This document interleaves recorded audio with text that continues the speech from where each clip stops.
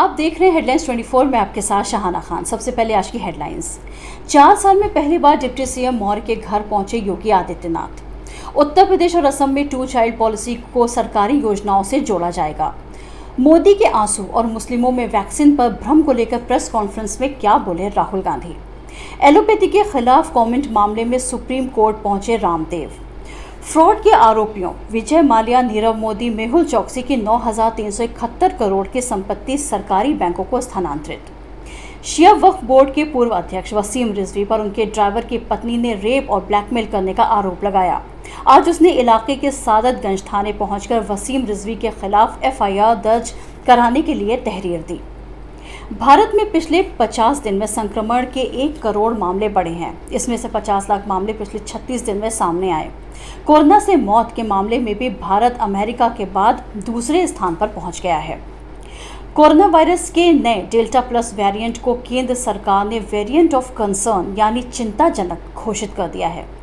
नेपाल में राजनीतिक संकट गहराया। सुप्रीम कोर्ट ने 20 कैबिनेट मंत्रियों की नियुक्ति रद्द की। पाकिस्तान और सऊदी अरब के बीच हुए एक अहम समझौते के तहत सऊदी अरब ने हर साल पाकिस्तान को $1.5 अरब के कच्चे तेल की मदद फिर से शुरू करने के लिए तैयार हो गया है। इसके अलावा सऊदी अरब पाकिस्तान में निवेश की योजना पर फिर से काम शुरू करेगा। और नीरव मोदी की भारत प्रत्यार्पण के खिलाफ याचिका ब्रिटिश हाईकोर्ट ने की नामंजूर। आइए अब देखते हैं खबरें विस्तार से। एलोपैथी के खिलाफ टिप्पणी के मामले में योग गुरु रामदेव ने सुप्रीम कोर्ट की शरण ली है। एलोपैथी के खिलाफ कथित टिप्पणी के लिए विभिन्न राज्यों में उनके खिलाफ दर्ज कई एफआईआर को लेकर ये याचिका दाखिल की गई। इस याचिका में इन एफआईआर पर कार्रवाई पर रोक लगाने की मांग की गई है। योग गुरु रामदेव ने अपनी याचिका में इंडियन मेडिकल एसोसिएशन की पटना और रायपुर शाखाओं द्वारा दर्ज एफआईआर पर रोक लगाने और इन्हें दिल्ली ट्रांसफर करने की मांग की है। दरअसल रामदेव ने एलोपैथी को कोविड के खिलाफ अप्रभावी बताया था, जिसके बाद उनके खिलाफ अलग अलग जगह शिकायतें दर्ज कराई गई थी। गौरतलब है कि योग गुरु रामदेव का एलोपैथी को बेवकूफ़ी भरा बताने वाला एक वीडियो वायरल हुआ था। इसको लेकर डॉक्टर्स ने कड़ा एतराज़ जताया था। मंगलवार को उत्तर प्रदेश के मुख्यमंत्री योगी आदित्यनाथ उप मुख्यमंत्री केशव प्रसाद मौर्य के घर गए। उनके साथ उनके दूसरे उप मुख्यमंत्री दिनेश शर्मा थे। इसके अलावा आरएसएस के बड़े नेता भी उनके साथ थे। लंच के ठीक बाद मुख्यमंत्री और उनके उप मुख्यमंत्री लखनऊ में भाजपा दफ्तर में हो रही एक बैठक में चले गए। इस बैठक में दिल्ली से आए पार्टी के वरिष्ठ नेता BL संतोष और राधा मोहन सिंह भी शामिल थे। ये दोनों नेता पिछले कुछ सप्ताह से दूसरी बार लखनऊ में हैं। यूपी भाजपा प्रमुख स्वतंत्र सिंह देव भी बैठक में मौजूद थे। बैठक में कुछ मंत्रियों समेत पार्टी के करीब 20 वरिष्ठ नेता शामिल थे। योगी आदित्यनाथ के खिलाफ पार्टी में असंतोष की ध्वनि देखने को मिली है। कई नेताओं ने निजी तौर पर कोविड संकट से निपटने और अपनी पार्टी के नेताओं के लिए भी अब उनकी अनुपलब्धता को लेकर चिंता जाहिर की थी। कईयों ने इस महामारी के संकट से निपटने की उनकी नीतियों को लेकर पत्र भी लिखे थे। कांग्रेस पार्टी के पूर्व अध्यक्ष और लोकसभा सांसद राहुल गांधी ने कोविड-19 पर जूम प्रेस कॉन्फ्रेंस में मंगलवार को केंद्र की मोदी सरकार की जमकर आलोचना की। राहुल ने कहा कि प्रधानमंत्री के आंसू बहाने से लोग नहीं बचेंगे। राहुल ने कहा, सब परिवार जानते हैं तो उनके परिवार के लोग मरे हैं तो वहां प्रधानमंत्री नहीं थे।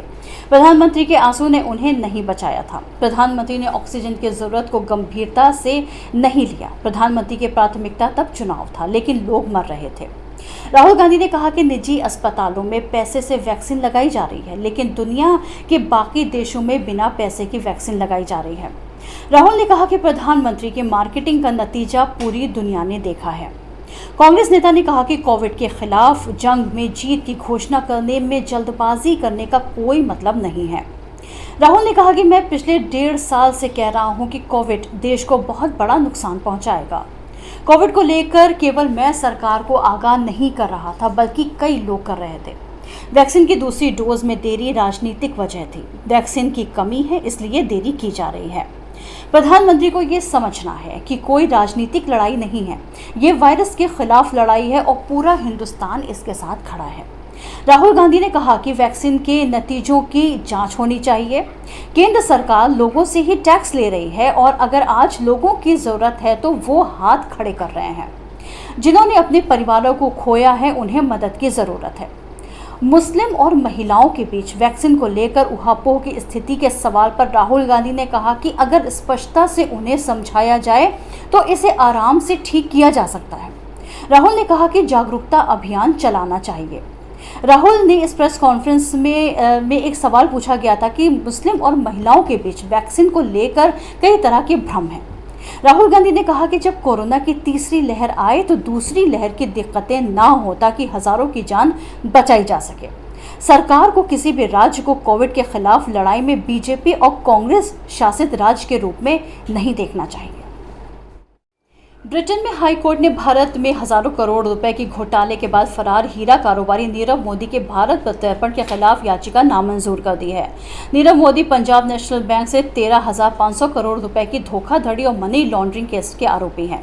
50 वर्षीय नीरव मोदी को ब्रिटेन में मार्च 2019 में गिरफ्तार किया गया था और तब से वो वर्ड्सवर्थ जेल में बंद हैं। ब्रिटेन की भारतीय मूल के गृह मंत्री प्रीति पटेल ने 15 अगस्त 2021 को उसे भारत प्रत्यर्पित किए जाने का आदेश दिया था। मैं आपके साथ शहाना खान। अगर आपको हमारा ये वीडियो पसंद आया हो तो इसे लाइक और शेयर ज़रूर करें और चैनल को सब्सक्राइब करना ना भूलें ताकि हम आपको रखें देश और दुनिया की ताज़ा तरीन खबरों के साथ बाखबर। देखते रहिए हेडलाइंस 24 सच के साथ।